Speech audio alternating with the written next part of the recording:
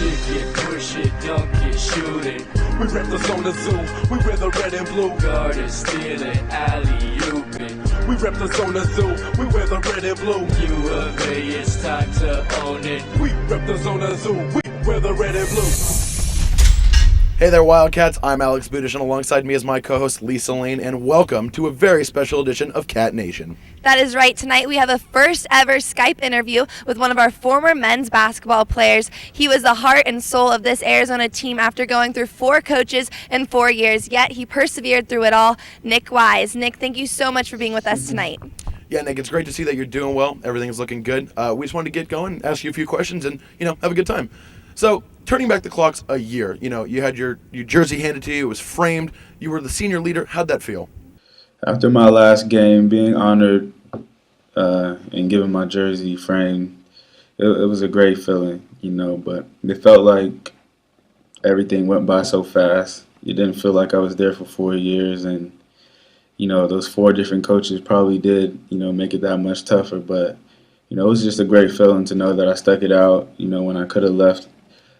Like other guys did, but I decided to stay loyal to the program and finish my last 4 years out strong. Well, Nic, now that you've been gone for over a year, what do you think your legacy is here at the U of A? My legacy at the U of A should be about a kid who was loyal to the program, who loved the organization and the university and the fans, coaching staff, everything. I was well taken care of, my 4 years at Arizona, and it was like my second home, and, I always come back, to see people, see games, coaching staff, whatever. And, I'm just thankful for everything that, the university and the fans there did for me. Well, Nick, a little while back we had an interview with Coach Miller, and he had nothing but good things to say about you. He was only your coach for a short time, but what did he mean to you as a coach? In the short time I was with Coach Miller, he helped me grow as a leader and a point guard. He's a point guard himself, so we had to be on the same page a lot. We had a whole new system, and even though I was a senior, I had to learn the system just like the freshmen did. So for me, I felt like I had to learn it faster so I can teach everybody else where they need to be at all times, and that's where me and Coach Miller connected, whether it was film or just talking in his office, whatever. We had to become closer to help our team get better, or else it would have been a lot tougher with the young team we had. Well, Nic, as you know, this is a young Arizona team. Who do you hope to see step up the most and kind of fill your shoes a little bit? The person I'm looking to step up most and fill my shoes this year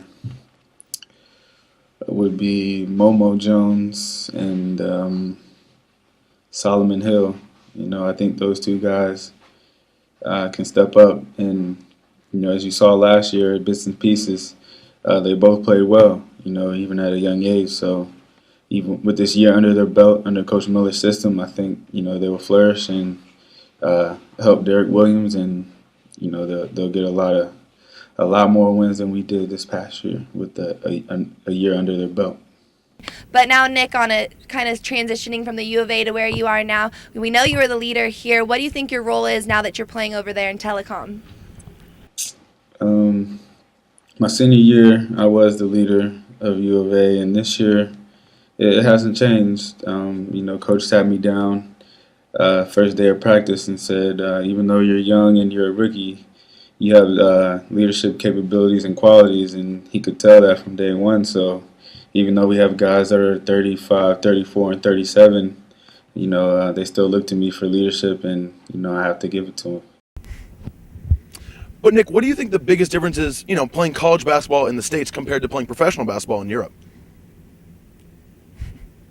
The difference between playing in the United States and Europe is guys over here, play a lot smarter. They're not as athletic as guys in the States are, but, they use their smarts to their advantage. And, a lot of the guys are older, so they have a lot of tricks under their book. And, it works for them. And the game is it's a lot more physical over here, so that'd be the main difference. Nic, it seems like you still have that love for basketball. So where do you see your career in 5 years from now? Where do I see my career in 5 years? Still playing, either in the NBA or over here in Europe, making a lot of money.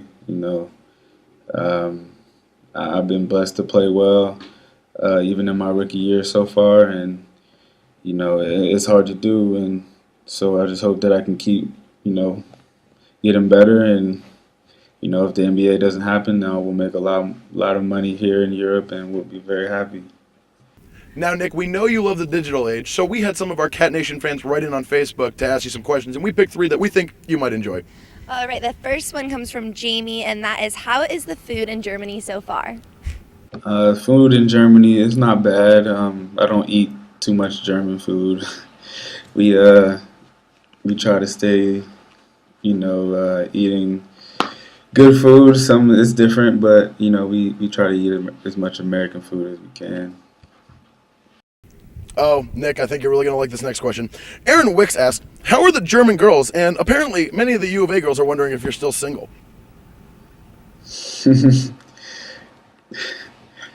German girls, they're cute. They're pretty. It's just like anywhere else. You have the good and bad, but all of them are pretty cool, pretty nice, and friendly. So we've made a lot of friends out here, and I'm single because I'm picky. I'm too picky. I have very high standards, so I might have to bring them down a little bit. Well, there's nothing wrong with being picky. And the last question is from John Weber. How is your German, and what is your favorite German word? German's not too good yet. I only know a couple words. We're going to take a class pretty soon just to learn, everyday things, so where we can talk to people, going to the store and stuff like that. But I only know one phrase, and it's Ich liebe das Spiel, and it means I love this game. I love this game. I guess if I only could know one phrase, that's a good one to know. Indeed. Well, Nic, now we got the whole Zona Zoo watching. Is there anything you want to say to your fans?